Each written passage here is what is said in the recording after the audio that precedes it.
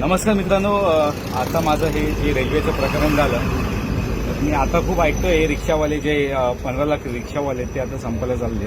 तर मी आता हे बघा एका मराठी माणसाच्याच रिक्षामध्ये बसलेलो आहे. आपले मराठी माणूसच आहेत, आपले आनंद दादा आहेत. दादा तुम्ही काय बोलाल तर त्यांची प्रतिक्रिया घेऊया की आता हे जे लोक गेले आहेत संप होणार म्हणून ते म्हणजे पळालेले तर त्याची गरज आहे दादा आपल्याला. जरूरत नाही आपल्याला त्या लोकांची. गेले ते जाऊ द्या आणि कायम ते तिकडेच जाऊ द्या. परत इथं येऊच नका म्हणावं त्यांना. मराठी माणूस सक्षम आहे. इथं रिक्षा चालवायला 12 तास ठिकाणी 16 तास चालवेल, काही टेन्शन नाही. आणि 15 लाखापैकी भैये लोक फक्त 4-5 लाख असतील. 10 लाख आता अजूनही मराठी माणसं आहेत. त्यामुळे टेन्शन नाहीये. आणि एकदम म्हणजे जबरदस्त आपले जे मराठी रिक्षावाले आहेत त्यांचा एकदम जबरदस्त प्रतिसाद आहे. गेले त्यांना जाऊ द्या. परत येऊ नका म्हणावं तुम्ही. परत येऊ नका ना. परत येऊ नका.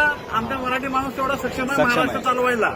आणि आता मला वाटतं अविनाश दादा आहेत ना, त्यांनी पण सांगितलंय की वेळ पडली तर जर समजा अशी जर वेळ आली तर आपल्या जर पर्सनल गाड्या असतील ना तर आम्ही त्याही काढू. माझी गाडी बघा पुढेच उभी आहे. उभी बघा, दादांची गाडी उभी पुढे. समोर तवेरा गाडी आहे. कमी पडली तर आम्ही शेअरिंगसाठी ती गाडी चालू. हे बघा ही तवेरा गाडी आहे. दादा आपल्याकडे आहेत ना आपली आम्ही खंबीर आहे ना. मनसे जिथं असेल तिथं आम्ही त्यांच्या मागे सपोर्ट करणार. तर म्हणजे काय म्हणजे ही लोक पण तयारी त्या होऊन जाऊ दे एकदा काय ते. आणि ऍक्च्युली ते कसे काय कारण म्हणजे मराठीला शिकवणार याच्यासाठी सगळ्यांनी यायलाच पाहिजे. मराठी का नाही यायला पाहिजे? मला इथं राहताना तर मराठी यायलाच पाहिजे. त्यांना परमिट दिलं ते चुकीचं केलेलं आहे. देतानाच परमिट चुकीचं दिलेले आहेत. देताना त्यावेळेलाच मराठी येता की नाही विचारायला पाहिजे होतं ना. एक्झाम घ्यायला पाहिजे होती ना. इथलं मराठी माणसाची एक्झाम घेता, त्यांच्याकडून पैसे घेऊन तुम्ही परमिट वाटता आणि मराठी माणसांना परमिट मिळत नाही.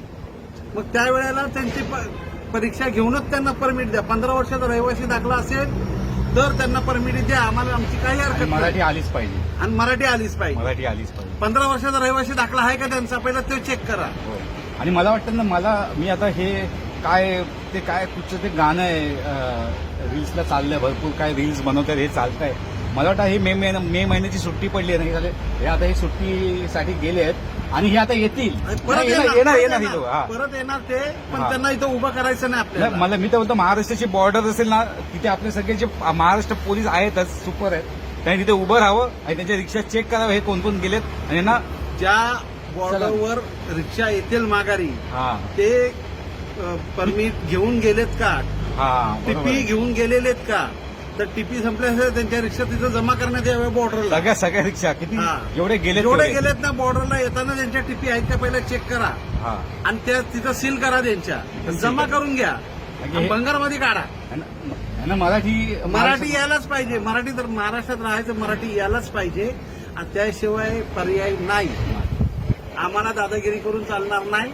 आमच्यावर दादागिरी केली तर आता हे राजकारण करून नका तुम्ही. राजकारण आता इलेक्शन झालं, संपलं. ज्यांना सपोर्ट करायचं त्यांनी केला. आता बसा बोंबलत म्हणावं आता. धन्यवाद.